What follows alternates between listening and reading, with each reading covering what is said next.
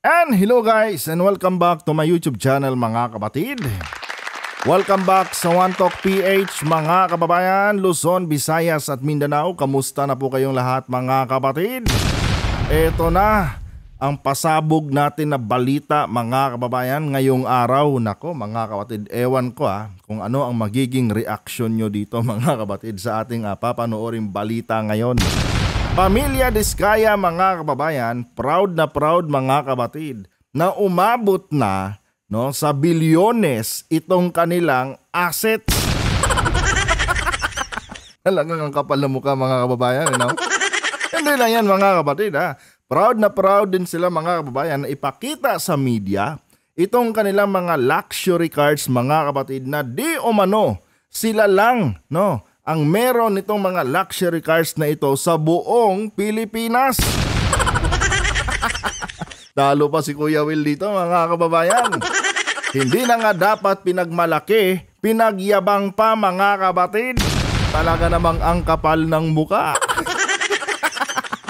Pero bago tayo magpatuloy mga kababayan, huwag niyo po sanang kalimutan na i-like ang ating video para i-share pa ni YouTube sa iba pang hindi pa nakakapanood. So eto guys, manoorin muna natin ang balitang ito at bigyan po natin ng ating personal na opinion at reaction. Ni PBBM ang kanyang pagkadismaya sa nakitang palpak na flood control projects sa Bulacan noong Biyernes. Okay. Nagbabalik si Joash Malimban. What possible excuse do they have for not doing this? Hindi ko maisip. Nagpupuyos sa galit si President Bongbong Marcos matapos niyang madiskubre na palpak at hindi well-maintained ang isang flood control project sa Bulacan na nagkakahalagang 96.4 million pesos. Grabe, Ang kontratistang may hawak ng proyekto, ang St. Timothy Construction Corporation, isang kumpanyang una nang nalink sa mga diskaya ng Pasig City. Alam niyo mga kapatid, may karapatan naman na magalit ang Presidente Marcos. Bakit kamo mga kababayan? Itong mga bagay na ito mga kapatid, nangyari po ito sa ilalim ng kanyang administrasyon. Or nadiskubre po ito mga kababayan sa ilalim ng kanyang administrasyon. Ayan mga kababayan, pagdating ng araw mga kapatid, pwede itong gamitin ng mga kalaban ni PBBM sa politika, itong mga palpak na flood control projects mga kapatid, tulad itong mga hinawakan ng Pamilya Diskaya. Pwede itong gawing mancha mga kababayan sa pangalan ni President Marcos at pwede nilang palabasin na si Marcos palpak lahat ng mga flood control projects niyan. Diba mga kababayan? Kaya hindi nyo masisisi kung nagalit ang Presidente Marcos. Administrasyon ni President BBM ang nasisira dito mga kapatid, dito sa ginawang korupsyon sa mga flood control projects ng gobyerno mga kababayan dyan po sa Bulacan. Hindi lang sa Bulacan, kahit sa ang parte ng Pilipinas na palpak ang flood control projects, talagang mga kababayan, may karapatan po magalit ang Pangulo dyan mga kapatid dahil administrasyon po niya ang tinatamaan dito. Tuloy! Unang umingay ang pangalan ng mga Diskaya nang tumakbo si Sara Diskaya sa pagkaalkalde ng Pasig City. Hinamon niya ang incumbent mayor na si Vico Soto dahil sa mga umano'y paninira sa kanilang pangalan at kumpanyang St. Gerard Construction. Ibang klase din mga kapatid, nakakuha lang ng mga bilyones na pondo galing sa mga flood control projects ng gobyerno, naghamon na agad. Di ba mga kababayan? Porket naging bilyonarya lang mga kapatid, naghamon na agad kay Mayor Vico Soto. Thinking, na kayang talunin ng pera nila, yung mga nagawa ni Mayor Vico Soto mga kababayan dyan sa Pasig. Hindi ganun ang nangyari mga kapatid. Akala nila, mga bulag ang mga taga-Pasig na kaya nilang bulagin, ng kanilang mga bilyones. Pero mga kababayan, napahiya sila, sa resulta ng halalan. Tuloy! Binalikan ng Billionaire News Channel ang aming naging panayam sa mag-asawang Sara at Curly Diskaya noong October 2024. Meron sa taas yung mga service cars ng mga... Ipinakita sa amin ng mag-asawa ang nasa 40 sa 100 koleksyon nila ng mga luxury at exclusive cars. Grabe mga kapatid, 40 na koleksyon ng kanilang mga luxury cars. 40 mga kababayan. No, hindi lang basta luxury cars yan mga kapatid, exclusive, no, na mga luxury cars, no, nitong pamilya Diskaya. Nang ibig sabihin mga kababayan, ano, pag sinabi nyong exclusive, no, bukod tangi yan mga kababayan. 'Di ba? Walang kaparehas, kaya sigurado mga kapatid, napakataas po, no, ng presyo ng mga sasakyan na yan. Proud pa mga kababayan, ano, na isa publiko itong kanilang mga magagarang mga luxury cars. At proud pa mga kapatid na exclusive lang itong kanilang mga sasakyan. Sila lang ang meron yan mga kababayan sa buong Pilipinas. Oh, 'di ba? Hindi na nga dapat pinagyabang, pinagmalaki pa. Diyos ko po, tuloy. Ang ibang brands nito, sila lang ang mayroon sa buong bansa. Oh. Diba? Nakita nyo mga kababayan kung gaano ka-insensitive ano, itong pamilya Diskaya mga kapatid. Pinagyabang pa talaga sa media mga kababayan. No? Pinakita pa talaga. Ibang klase din ang hasang nito mga kapatid ha. Yung ibang mga buhayang mga politiko, mga kababayan, ano, pagka natutunugan sila na may tinatago silang ganitong luxury cars, todo deny. Pero itong si Diskaya, mga kapatid, ibang klase. Pinagmalaki pa talaga. Di ba? Pinakita pa sa media. No? Binanggit pa yung figures, mga kapatid, kung ilan yung mga luxury cars nila. Di ba? Ibang klase din mga kababayan, ano? Hindi rin makapal ang mukha nito. Ay nako, tuloy. Kwento ng mga Diskaya, malayo na ang kanilang narating.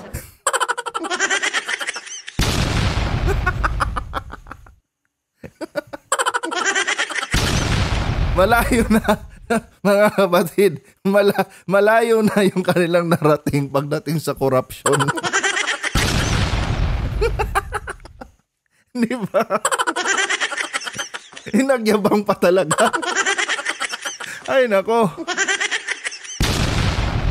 Malayo na daw yung kanilang narating mga kapatid.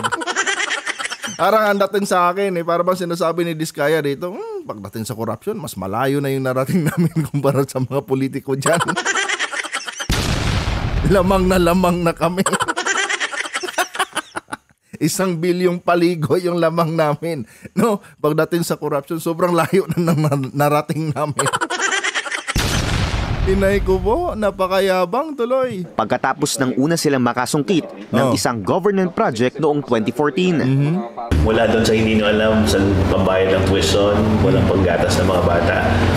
Ngayon pong 2024, magkano po yung asset na pinag-uusapan natin ng pamilya? Teka lang mga kapatid, sabi dito ng reporter, no, mula daw sa wala silang kakayanang magbayad ng tuition ng kanilang mga anak, no, hanggang sa walang pambili ng gatas, no, sabi ng reporter, saan na po umabot ngayon itong assets ng mga Diskaya?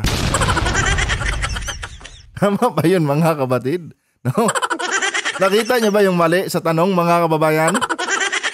Oh, pero inyo wala daw silang pambili, no? Or sabihin lang nating hirap sila, no, magbayad ng tuition ng kanilang mga anak at hirap sila makabili ng gatas para sa kanilang mga anak. Pero mga kababayan, may puhunan, no, sa pag-put up ng construction company. Nakakita ng ganon. Diba? Mas mahal pa ba yung presyo ng gatas mga kapatid at tuition ng kanilang mga anak kumpara sa mamuhunan ka ng isang construction company? Di ba mga kababayan? Doon palang mali na yung tanong. Ito, ulitin natin Doon sa hindi nyo alam sa pambayad ng tuition, walang panggatas ng mga bata. Ngayon pong 2024, magkano po yung asset na pinag-uusapan natin ng pamilya Diskaya? Mali talaga mga kapatid May mali talaga mga kababayan dito sa mga propaganda ng mga Diskaya.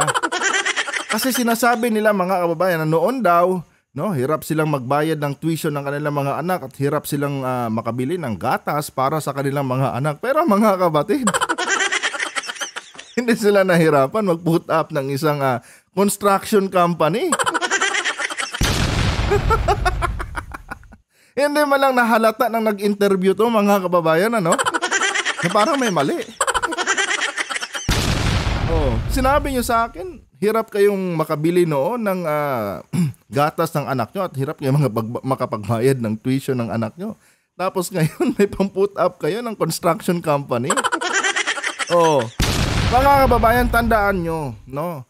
Ang pag-put up ng isang construction company, mga kabatid, kailangan po dyan milyones agad. Oh, milyones agad ang puhunan dyan, mga kababayan. Hindi lang 1 milyon. No, pinakamababa yata dyan, mga kabatid. Kung hindi ako nagkakamali, umaabot po ng 10 milyon. Oh, tapos magkikwento kayo na noon hirap kayong makabili, no, ng gatas ng anak nyo. Hirap kayong makapagbayad ng tuition ng anak nyo. Pero may pangpuhunan kayo sa pagtatayo ng isang construction company. Anong klaseng kasinungalingan yan, mga kababayan? Napakalaking katarantaduhan yan, mga kabatid. Gagawa na lang ng kwento, mga kababayan, no? Sablay pa. Siguro kung ako yung reporter dito, mga kababayan, mapapaisip agad ako no? Teka lang, ma'am. Sabi nyo, hirap kayong makabili ng gatas ng anak nyo noon. At hirap kayong makapagbayad ng tuition. Pero ma'am, no, nakapag-put up kayo ng isang construction company na kung saan milyones ang puhunan. Oh. Ganimal. Grabe, mga kabatid, ano? Napakalaking sinungaling pala nitong pamilya Diskaya, mga kababayan. Eto guys, hindi tayo nagbibintang dito, mga kabatid. Pinagbabasihan ko lang, mga kababayan, itong sinasabi ng reporter dito. Ulitin natin. Sa pambayad ng tuition. Project noong 2014. Pakinggan nyo. Mula doon sa hindi nyo alam sa pambayad ng tuition, walang panggatas ng mga bata. Mula doon sa hindi nyo alam saan kukuha na pambayad ng pan-tuition, pambili ng gatas sa mga bata. Sa construction ng tanong nitong reporter, mga kabatid, para bang finid sila nitong pamilya Diskaya na noon wala kaming pambili ng gatas ng anak namin. Hirap kaming bayaran yung tuition ng mga anak. Kumbaga yung information na yun, mga kababayan, galing mismo dito sa dalawang mag-asawa na ito. Diba? Sila mismo ang nagsabi niyan, mga kabatid. At ni-rephrase lang, no, nitong reporter dahil nagtatanong nga siya, mga kabatid. Diba? How come na wala kang pambili, hirap kayong makabili ng gatas ng anak nyo, hirap kayong makapagbayad ng tuition ng anak nyo, pero nakayanan nyo mag-put up, no, ng multi-million na isang construction company. And ito guys, tingnan yung logic dito, mga kabatid. Kung maliit lang sila na construction company, mga kabatid, hindi po sila makakakuha, no, ng mga bilyones na projects ng gobyerno. Yes, mga kababayan, hindi yan basa-basa mabibigyan ng proyekto ng gobyerno, mga kabatid, pag yung kanilang asset, no, itong kanilang mga resources is maliit lang. Diba? Kailangan, no, bago mo makuha yung multi-billion na mga projects ng gobyerno, tinitignan din diyan, mga kababayan, kung may kakayanan ba, no, na i-handle ang projects ng isang construction company. Yun po yun, mga kabatid. Kaya sila binigyan ng ganyang kalalaking mga projects, mga kababayan, no? Dahil, mga kabatid, nakita din, no, ng gobyerno na kaya ng kumpanya nila i-handle yung ganito kalaking mga proyekto. Meaning, mga kababayan, hindi lang pang 10 milyon yung tawag nito, yung construction company nito nung nagsisimula, mga kabatid. No, ito po ay malakihan na talaga, mga kababayan. Kaya napakalaking kasinungalingan, no, kung magpakalat sila or magbigay sila ng kanilang kwento na noon hirap silang makabili ng gatas, hirap makapagbayad ng tuition, and yet nakapag-put up kayo ng multi-million na construction company. Dito pa lang, mga kabatid, kitang-kita na agad kung saan yung mali. Kitang-kita na kaagad, mga kababayan, na nagsisinungaling itong pamilya Diskaya. Again guys, nagbabase lang ako, mga kabatid, base dito sa kanilang naging interview sa Billionaire News Channel. Diba? Ito lang po yung pinagbabasihan natin, mga kabatid, at ina-analyze natin. Yun na nga, mga kababayan, mali talaga. No? isang pagsisinungaling talaga mga kapatid yung kanilang binitawang kwento dito. Noon daw hirap silang makabili ng gatas, no, at hirap makapagbayad ng tuition ng anak nila, and yet nakapag-put up ng multi-billion or multi-million na construction company. Grabe mga kapatid, harapan yung pagsisinungaling, ano? Grabe to. Ngayon pong 2024, magkano po yung asset na pinag-uusapan natin ng pamilya Diskaya? Eto mga kapatid, tinanong sila. Mula doon ma'am sa hirap kayong makabili dati ng gatas ng anak nyo at makapagbayad ng tuition, no, ng anak nyo. Ngayon ma'am, ngayong 2024, kasi 2024 to in-interview mga kababayan eh. Ngayon 2024 ma'am, gaano na po ba kalaki, no, itong asset ng pamilya Diskaya? Eto mga kapatid, pakinggan nyo po yung sagot nila dito. Hindi namin kinocompute pero yung... Hindi na daw nila kinocompute. Diba? Siyempre, bilyones na yan mga kababayan. Hindi na po talaga pwedeng bilangin yan sa kamay or sa daliri. Baka nga pag sa calculator yan mga kapatid, error na rin yung sagot ng calculator dyan eh. Diba? Talagang mahihirapan silang bilangin kaya hindi na nila binibilang. Talay. Ng pamilya Diskaya. Hindi namin kinocompute pero yung mga ganun po. Parang kapalan ng title ng ano nyo, ng station nyo. Eto mga kapatid, hindi siya nagbigay ng exact figure ha. Magaling din sumagot mga kababayan, ano? Sabi niya, hindi na po namin binibilang kung magkano yon. Pero siguro yung pera namin ngayon, yung asset namin ngayon is kaparehas na ng pangalan ng network ninyo. Anong network ba tong nag-i-interview ngayon mga kapatid? Di ba? Bilyonaryo News Channel. From the word bilyonaryo mga kababayan, ano? Itong si Mr. Diskaya mga kapatid, he is referring sa pangalan ng ng Bilyonaryo News Channel kasi magkapangalan na daw yung kanilang asset daw ngayon mga kapatid is kapangalan na daw ng network ng Bilyonaryo News Channel.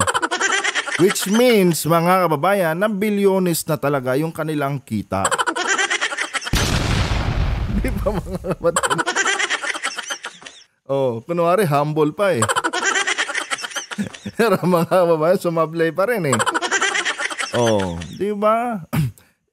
Sinet niya as example, no? Kung gaano sila kayaman, sinet nila as example ang pangalan ng Bilyonaryo News Channel. Di ba mga kababayan? Ganun na daw sila kayaman ngayon mga kapatid. Mula sa walang pambili ng gatas sa kanilang anak, no, hanggang sa walang pambayad sa tuition ng kanilang mga anak. Hanggang sa naging kapangalan na, itong kanilang yaman, naging kapangalan na ng Bilyonaryo News Channel. Di ba mga kababayan? Loud. Proud and loud mga kapatid. Hindi na nga dapat pinagyabang, pinagmalaki pa. Inay ko po. Diba? Pinagmalaki pa mga kababayan. Samantala mga kapatid, itong mga taga Bulacan mga kababayan na kung saan sila po ang humawak sa flood control projects mga kapatid dyan sa Bulacan. Nako, yun mga kababayan, yung mga residente naghihirap dahil sa sobrang baha. Dahil sa kapalpakan ng kanilang mga flood control projects na hinawakan. Tapos dito mga kababayan, makikita natin dito sa interview nila. Proud and loud. Sila lang di umano. Ang merong ganyang klaseng mga tawag dito, luxury cars. Yung kanilang asset daw, kasing kapangalan na daw mga kababayan ng Bilyonaryo News Channel. Diba? Kunwari, humble pa. Pero mga kababayan, yabang talaga eh. Diba? Nagyayabang talaga. Pinangalandakan pa mga kapatid. Ewan ko lang kasi 2024 pa to. Ewan ko lang mga kapatid kung ano kaya yung pakiramdam nila ngayon na lumabas na sa publiko yung kapalpakan sa kanilang mga flood control projects na hinawakan, no, diyan sa Bulacan. Or hindi lang sa Bulacan yan, mga kababayan, dahil sa pagkakaalam ko, sobrang daming flood control projects ito, mga kapatid, na hinawakan, itong Pamilya Diskaya. Halos buong Pilipinas yata, mga kababayan, sila yung nakakuha ng mga flood control projects. Kasi umabot ng 31 to 35 billion. No, ganong kalaki, mga kapatid, yung amount na nakuha nila na flood control projects sa ilalim ng Marcos administration. Diba, mga kababayan? Dito pa lang, mga kapatid, makikita na natin, no, kung gaano kawalang hiya tong pamilyang Diskaya na ito, mga kababayan. Diba? Kahit anong paliwanag nila dyan, mga kapatid, kitang-kita po, nasaksihan po ng Presidente Marcos, mga kababayan, no, kung paano kinurap yung budget, mga kapatid, no, sa flood control projects ng Bulacan. Biruin mo, kulang-kulang kalahating bilyon yun, mga kababayan, yung amount ng flood control projects dyan sa Bulacan. And yet, mga kapatid, noong tawag dito, pinisa ni President Marcos, no, yung nakabuhos na semento doon sa dike, mga kababayan, na kung saan pinuntahan nila PBBM, talagang nadudurog talaga ng literal sa kamay. At nagkaundabutas-butas pa, mga kababayan. Nagkaroon pa, mga kapatid, ng isla sa gitna ng dike. Diyos ko po, mga kababayan, no? Ganon, mga kababayan, yung corruption na nangyari, no, dyan sa flood control projects sa Bulacan. At ang may hawak dyan, mga kababayan, ay walang iba kundi ang St. Timothy Construction Company, mga kapatid, ng Pamilya Diskaya.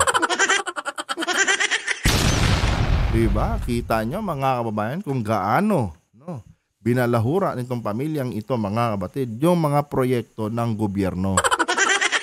Alam nyo kung sino ang kawawa dito? No, bukod sa mga residente, mga kapatid, ng Bulacan, kawawa din si Presidente Marcos. Diba? Kasi nga, mga kababayan, flood control projects to ng presidente. Binaboy nila. At ang tatamaan dito talaga, mga kapatid, ay ang administrasyon ni President Marcos. Yun yung nakakalungkot dito, mga kababayan. Kaya ang presidente, mga kapatid, nag-effort na bumaba, mga kababayan, sa mga lugar na kung saan dyan po ginawa yung kaniyang mga flood control projects. Mismo ang Pangulo na, mismo, mga kapatid, ang pumunta doon para saksihan, no, para tignan yung mga flood control projects ng kanyang administrasyon. At yun nga ang nasaksihan ni President BBM, mga kapatid. Nakakadismaya at na high blood talaga, no, ang Presidente Marcos, mga kababayan, noong makita niya kung paano binaboy, mga kapatid, itong Pamilya Diskaya yung kanyang flood control projects dyan sa Bulacan. At ito naman si Villanueva, tahimik lang. Diba, mga kababayan? Senator, no? Senator Joel, magkano ba? Di ba, mga kapatid? Hindi ko talaga pwedeng alisin dito, mga kababayan, sa isyong ito ang pangalan ni Joel Villanueva dahil, mga kabatid, no, nire-represent ni Villanueva ang Bulacan. Proud and loud yan, mga kababayan, na nire-representa ni Villanueva ang Bulacan, mga kabatid. Pakinggan nyo, bawat hearing, mga kababayan, sa Senado, no? Gentleman from Bulacan, Joel Villanueva. Diba? And yet, mga kabatid, pikit mata or nagbubulag-bulagan itong si Villanueva, mga kababayan, no, sa nangyaring mga baha dyan sa kanyang lugar. Niwala siyang effort, no, na ginawa para balikan yung mga flood control projects ng gobyerno. Alam nyo, kung nag-e-effort pa at gumagalaw itong si Villanueva, mga kapatid, kung nagmamalasakit ba siya sa mga taga-Bulacan, no, dapat naunahan na niya si President Marcos, no, na madiskubre itong kapalpakan ng flood control projects ng Administrasyong Marcos dyan sa kanyang lugar. Pero yung presidente, galing pang Malacanang, pumunta pa, no, naunahan ka pang pumunta doon sa kanyang mga flood control projects. Kumpara talaga sa taong bayan yung pagserbisyo na ginagawa mo, Senator Joel, dapat noon pa gumalaw ka na. Bakit binabaha tong lugar namin? Walang ganun eh. Diba? Walang sentido komon mga kapatid. Kasi kung ako niyan, bakit binabaha tong lugar namin? Diba? Diba may flood control projects yung gobyerno dito? Anong nangyari? Oh. Laki-laki ng budget na inilaan dito. Bakit nagkaroon pa rin ng ganitong baha? Oh. Dapat siya na mga kababayan, ang nag-effort na puntahan yung mga flood control projects ni President Marcos doon sa kanyang lugar. Pero mga kapatid, nakita ba natin, no? Na itong si Villanueva, mga kababayan, may mga ganyang ginagawang effort? Wala.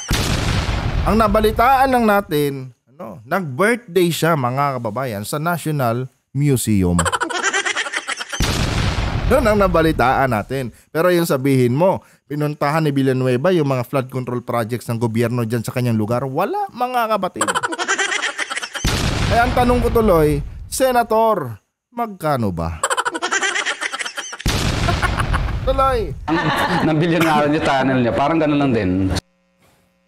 Unang iniulat ng Billionaire News Channel na nakasecure ng halos 31.6 billion pesos worth of flood control project contracts ang mga Diskaya mula... Grabe, 31 billion. Biruin nyo, mga kapatid, talagang magiging bilyonaryo ka dyan. Oh, imagine niyo na lang, mga kababayan, 40%, ang naibulsa nila. 40% ng 31 billion, ilan yon? Oh, talagang malaki-laki yan, mga kababayan. Oh, di ba, mga kapatid? Kasi usually gano'n naman eh. Oh, yung mga tulad dito nga nila Diskaya, mga kababayan, bago nila tanggapin yung projects, or bago after na makuha yung projects, meron din yan silang mga engineers talaga, mga kapatid, mga expert na mga engineers na nagko-costing. Magkano ba abutin sa proyektong ito? Nakikita na nila yung mga kababayan at naku-costing na nila kung magkano talaga yung price ng project. Actually, may bidding pa nga yan eh. May bidding pa po yan, mga kababayan.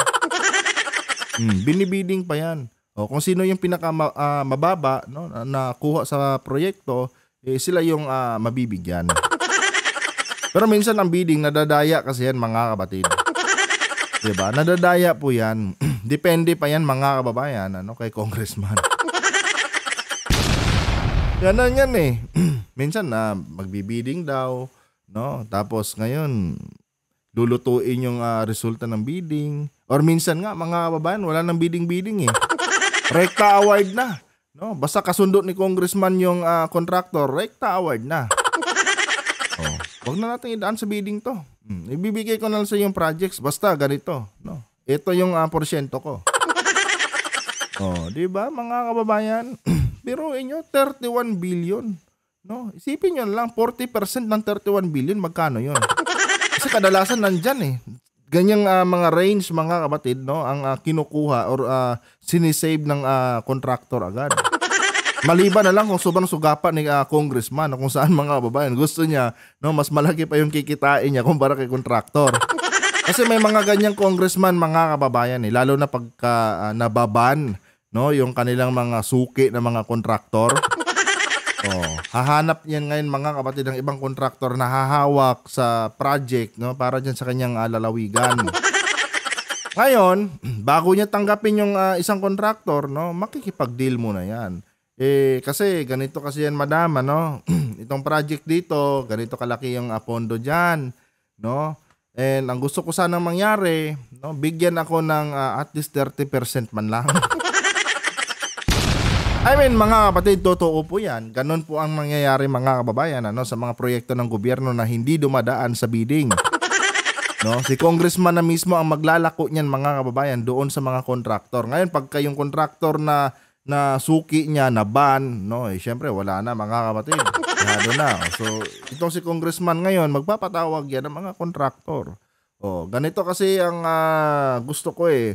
Gusto ko pagka naibigay ko tong project na ito, kailangan ibigay mo sa akin yung 20% or 30% yan.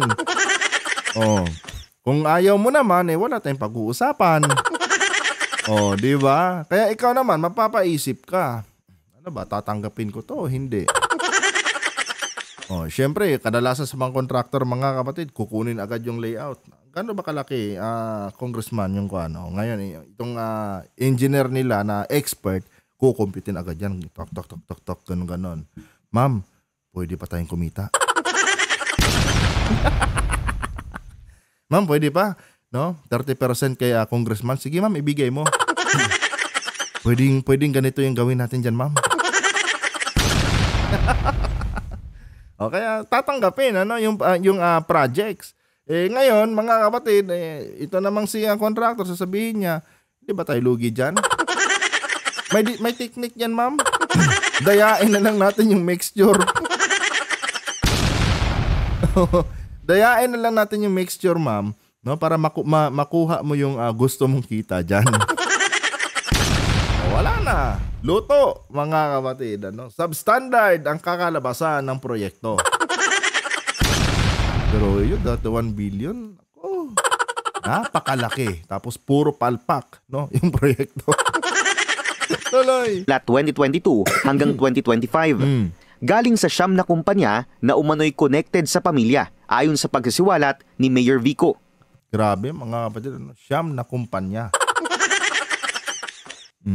Di ba? Kasi nga mga kababayan, bakit kamo ganyan kadami yung kumpanya nila? Actually, mga kapatid, pangalan lang naman yung mga kumpanya na yan eh. Pero iisa lang, mga kapatid, yung home base niyan. Bakit kamo iba, marami silang pangalan na ginawa, mga kapatid? Syempre, pagka itong kumpanya na ito, na-ban, syempre, itong isang kumpanya naman ang lalapit. Pero iisa pa rin ang may-ari. Iisa pa rin ang utak, mga kababayan, sa nasabing kumpanya. Kasi minsan ganun yan, mga kababayan eh. Or ganun talaga ang nangyayari. Hindi lang minsan, mga kapatid. Yan talaga ang realidad, sa pangungontrata sa mga proyekto ng gobyerno. Itong mga kontraktor na ito, marami na po yung mga naipa-rehistro na mga pangalan. Ng kanilang iba't ibang mga kumpanya para just in case maban itong isang kumpanya nila, meron silang reserba. Di ba? Ganon yan, mga kapatid. Kaya eto, binulgar ni Vico Soto. Kasi yung una nilang pinakilala, mga kababayan, 3 kumpanya lang.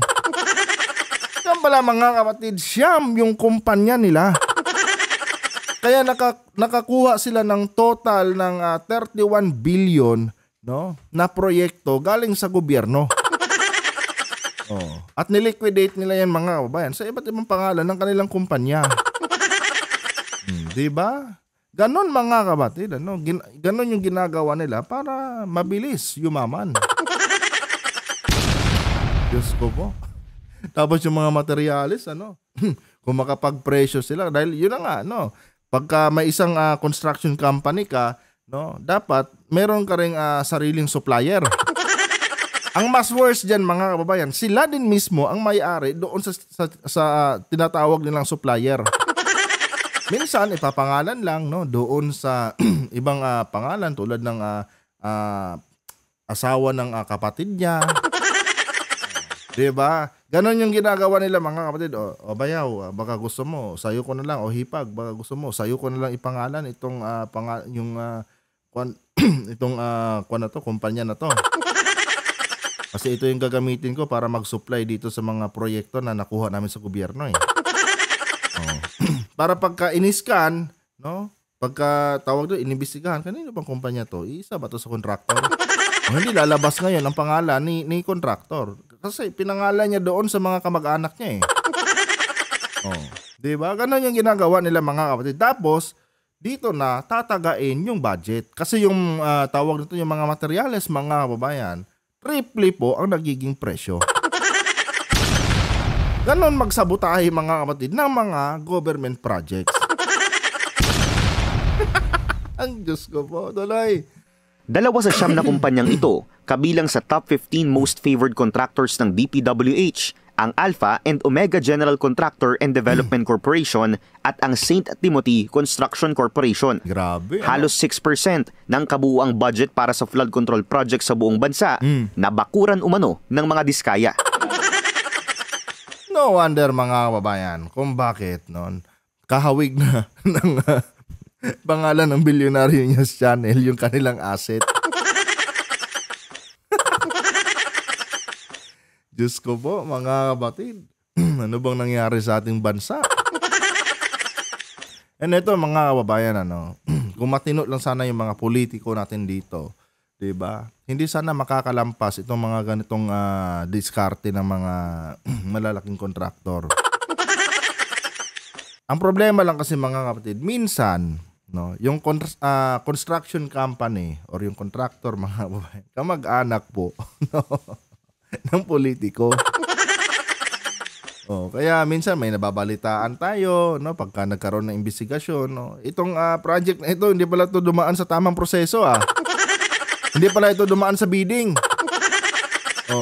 Bakit napunta sa'yo yung project? Yung mga ganyang bagay, lumalabas na lang, mga kapatid, pagka nagkaroon na ng mabusising investigasyon sa Senado or sa House of the Representatives. Diyan na lang yan lumalabas, mga kababayan, pagka nagkabukingan na. Pagka may pumiyok na ng mga residente, diyan yan lalabas, mga kababayan. Pero pagka wala namang wala namang, pag nabayaran nila lahat yung mga nagrereklamo, wala. Hindi natin malalaman, mga kapatid, na niluto pala yung proyekto. Duruin mo, mga kababayan, napakalaki ng kanilang binakuran na flood control projects ng gobyerno, 31 billion. Mantakin nyo yan, mga kapatid. Kaya nga lang, itong si Diskaya, mga kapatid, itong pamilya Diskaya, medyo baguhan pa yata sa pangungurakot. Pinagyabang yung kanilang mga kayamanan. Hinay ko po. Ito lang yung nakita kong contractor, mga kapatid, na proud and loud ipagyabang itong kanilang mga ari-arian. Yung iba, mga kababayan, nako. Halos ayaw ipakita yung kanilang mga luxury cars. Kasi ayaw nilang malabel sila as corrupt Lalo na pagka mga malakihang projects yung kanilang mga hinahawakan, ayaw nila, mga kapatid, na malaman ng publiko na ganito pala, si mayor o si sir pala ang may-ari ng na yan, ng mamahaling sasakyan na yan. Ayaw nila, mga kababayan, na malaman ng ayaw nila malaman ng publiko. Kasi baka mamaya niyan, pagka na-discover palpak yung kanilang mga proyekto, baka yun ang pagbalingan. Kaya naman pala walang nangyari sa projects kasi kinurakot mo at pinambili mo ng mga mamahaling sasakyan. Pero itong sila Diskaya, mga kapatid, proud na proud. Pinakita pa sa media yung kanilang kayamanan. Walang hiya talaga. Grabe, mga babayan, Ito, naniniwala ko, baguhan pa to sa corruption, mga kapatid. Kaya hindi pa nila alam yung mga do's and don'ts. Kaya ngayon, pag in-interview, pag tinanong, yabang agad. Pinagyabang agad, mga kapatid. Hinay ko po, tuloy. Sa pagsasaliksik ng BNC, natuklasan naming mula sa Administrasyong Aquino III hanggang Administrasyong Duterte, kabilang na sa top contractors ng DPWH ang St. Gerard Construction ng mga Diskaya. Ibang klase. Ibig sabihin, mga kapatid, hindi lang 31 billion yung nahawakan ito. Biruin nyo, galing pa sa administrasyon ni former President Aquino hanggang sa administrasyon ni Digong. Hanggang sa administrasyon ni PBBM. Mga kababayan, top sila, top tawag nito, contractor sila. Maniniwala ba kayo, mga kapatid, nasa 10 billion lang yung asset nito? I don't think so, mga kababayan. Biruin nyo, ganun na pala sila katagal, mga kapatid. Ganun na sila katagal nangungurakot sa mga budget na ibinibigay ng gobyerno para dito sa mga proyekto. Biruin nyo yan, mga kababayan. Ibig sabihin, mga kapatid, nakinabang din pala itong mga Diskaya na ito doon sa inutang ni Duterte na kulang-kulang 7 trilyon. Nakinabang sila, mga kababayan. Kasi top contractor sila . Sila yung nasa nangunguna no, sa pag-receive ng mga government projects. 3 administrasyon, mga kababayan, ha, yung kanilang nakuha, mga kapatid. Ibig sabihin, napakalaki pala talaga ng kanilang mga nabulsa. No wonder, no, kung bakit hindi na binibilang ng kanyang mister. Dahil sobrang laki pala talaga, mga kababayan, ng kanilang nakurakot. Paano ko nasabing nakurakot, mga kapatid? Mismong Pangulo, nasaksihan, substandard yung projects, no, na kanilang hinawakan sa Bulacan. Magiging substandard ba yan, mga kababayan, kung hindi nila kinurap? Ganun lang po yan eh. Diba? Kinurap nila yung budget, mga kapatid, kaya naging substandard, no, yung mga proyekto ng Administrasyong Marcos dyan sa Bulacan.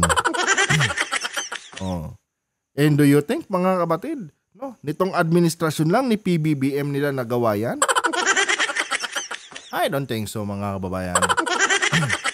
No, hindi na tayo bata para pwedeng paikutin sa mga ganyang kwento. Diba? Maniniwala kayo, no, na this administration lang sila nangurakot? Ulol! Tuloy! 2015 nang masuspindi sila ng DPWH sa paglahok sa bidding ng mga government contract. Ito na sinasabi ko. No? Nasuspindi. Pero mga kabatid, hindi lang iisa yung kanilang kumpanya. Hindi ba?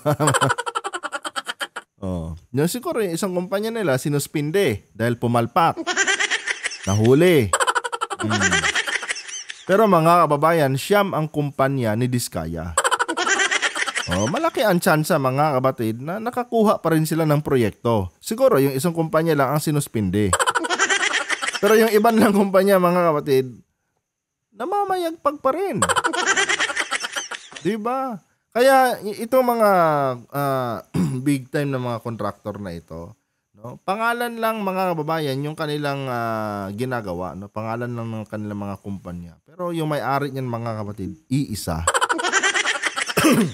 Minsan, para hindi masyadong halata, yung isang kumpanya, no, ipapangalan nila sa kanilang mga kamag-anak, sa kanilang mga 4th degree na mga kamag-anak, para lang hindi mahalata, mga kapatid, ano, na magkakamag-anak pala. Pero, yung revolving fund dyan, mga kapatid, ano, or yung pera na ginagamit dyan, no, para sa mga kumpanya na yan, iisa lang talaga ang nagmamay-ari niyan. Ganon ang ginagawa nila, mga kapatid. Ito, pakinggan natin. Dahil sa umunoy spurious o ilang false declarations sa kanilang tax clearance. 2020 naman. So, dinaya pala nila yung kanilang mga tax. Kaya na-ban sila. Siguro, mga kapatid, ano, syempre nakikita din ng mga tawag din, mga nag-audit. Ganito lang kalaki yung kumpanya nyo, no? Tapos ito pala yung mga proyektong nahawakan nyo. Meron na agad kayo ganyan kalaking pera. Diba, mga kababayan? Kaya ang ginawa nila, bago pa man sila mahuli, mga kapatid, dinaya na nila. No? Binago nila yung kanilang mga tax. Tinago nila yung totoong nila, yung totoong assets nila. Kasi baka baka masita eh. 2014 kayo naka-receive ng projects. Ganito agad yung kinita nyo. Ganito na agad kalaki yung mga asset nyo. Siyempre, mga babae, hinahanapan ng SALN yan eh. At ang SALN, fina-file yata yan, I think, every year. Diba? Every year na fina-file. So, siyempre, siguro mga kapatid, para hindi mahalata na sa napaka-ikling time frame, no, nagka-bilyones agad sila, dinaya nila. Biruin nyo yun, mga kababayan. Ay, nako, tuloy. Nang ma-blacklist ang kumpanya sa loob ng 1 taon dahil sa isang delayed construction ng isang school building sa Indang, Cavite. Walang problema yan. Siyam ang kumpanya nila eh. Diba? Ngayon, dito nyo na makikita, mga kapatid, kung ano talaga ang totoong purpose, no, ng siyam na kumpanya na yan. Kung totoosin, mga kababayan, yung license lang naman yan ang inahabol nila eh. No? Kasi nga, pagka na-ban yung isang isang construction company, yung license niyan, hindi mo pwedeng gamitin. Siyam yung kumpanya nila, di may siyam din sila na lisensya. Wala pa rin kawala yung budget ng gobyerno. Huli pa rin. Huli pa rin sa kamay ng mga diskaya. Ibang klase din, mga kapatid. Tuloy. Mahiya naman kayo. Matatanda ang naging highlight ng State of the Nation address ni PBBM ang mga umano'y maanomalya na flood control projects. Maraming opisyal ang nagsiwalat ng korupsyon sa likod ng mga proyektong may kickback kapalit ng substandard na proyekto. Ilang beses sinubukan ng Billionaire News Channel na kunin ang pahayag ng mga diskaya pero tumanggi itong magbigay ng kanilang panig sa issue. Makapal na lang ang mukha nila, mga kapatid, kung nagpa-interview pa sila. Matapos nilang ipangalandakan, mga kababayan, itong kanilang yaman at mga ari-arian. Siguro, nakaramdam din siguro, mga kapatid, ng takot. Nakaramdam din siguro, ang kapal ng... Siguruhan, pagka sumagot tayo, baka sabihin lang na napakakapal na mukha natin. Huwag na muna tayong sumagot, honey. Hingin na lang muna natin ng advice sa ating abogado. Ay, nako, mga kapatid. Anyway, guys, kung nagustuhan niyo po ang ating content ngayon, huwag niyo po sana kalimutan na i-like ang ating video para i-share pa ni YouTube sa iba pang hindi pa nakakapanood. Grabe, mga kapatid, hindi mo na dapat pinagyabang, pinangalandakan mo pa. Mag-comment kayo dyan, mga kapatid, sa inyong mga personal na opinion. Hanggang dito na lang.